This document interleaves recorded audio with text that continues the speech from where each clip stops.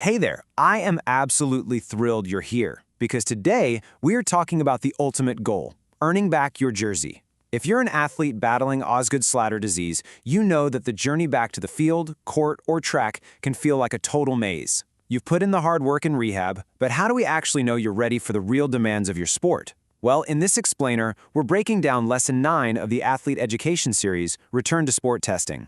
Consider this your definitive playbook. We're going to demystify the entire testing battery so you understand exactly what you're tested on, why each test exists, and what scores you actually need to hit to get back in the game safely. Okay, let's dive into the game plan. We'll cover calendar versus criteria, take a look inside your knee, map out the 2 phases of clearance, go through the 6 sport tests, talk about your job on test day, and wrap up with the 4-person decision. Section 1. Calendar versus criteria. Let's start with the most common and honestly the most frustrating question every single athlete asks when they get injured. Why isn't there an exact date for my return? Look, I completely hear you. It is incredibly frustrating to stare at a calendar and not have a specific day circled in red marker. As athletes, we're totally wired to watch the clock.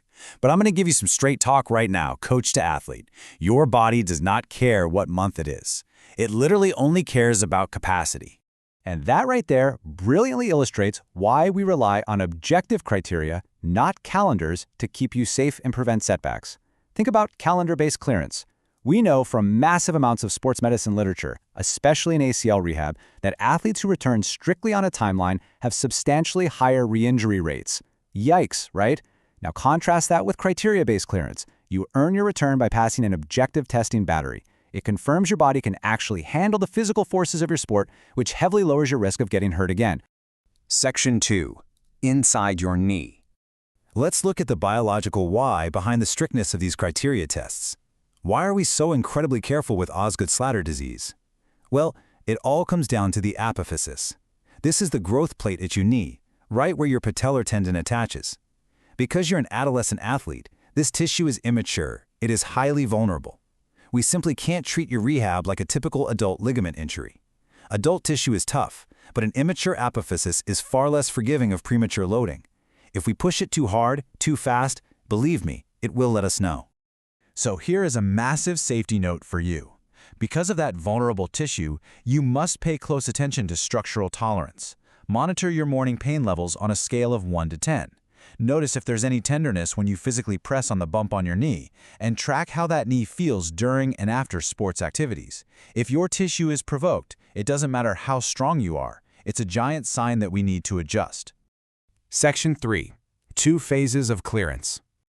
Let's move to the actual timeline and see how this builds toward getting you fully back in the game. We don't just test you once and send you out there. We use a gated progression because the gradient of risk shifts as you return. In Phase 4, we actually run a mid-phase rehearsal so you can practice the tests. Then we test you to enter Phase 5.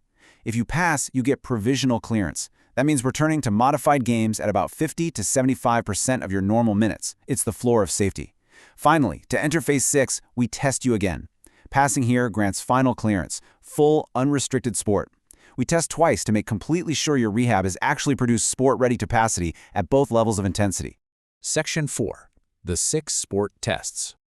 So what exactly are we measuring during this physical battery? Well, test number 1 is the gatekeeper. Think of this exactly like the bouncer at the club. Before we do any jumping or sprinting, your physical therapist will press on your tibial tubercle and review your daily symptom log. For provisional clearance, your morning pain score needs to be a 2 out of 10 or less for the prior 14 days. If the tissue is tender and provoked, the bouncer says no. You do not get in, and the other tests simply do not matter yet. Now, if you do pass the gatekeeper, we move into the physical battery. Every test mimics a specific physical demand of your sport. We test isometric quad strength to measure your raw force.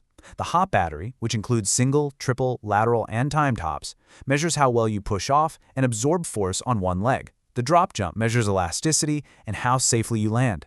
Sprints test your capacity at high velocity, and finally, sport-specific drills test your actual on-field readiness and mechanics. Let's look closely at the hop battery to see how the standards actually change between phases. We use something called a limb symmetry index, or LSI, comparing your injured leg to your healthy leg.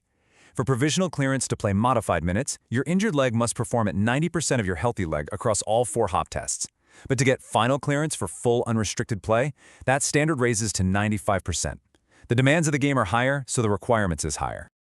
Highlight this specific number in your mind, 1.5.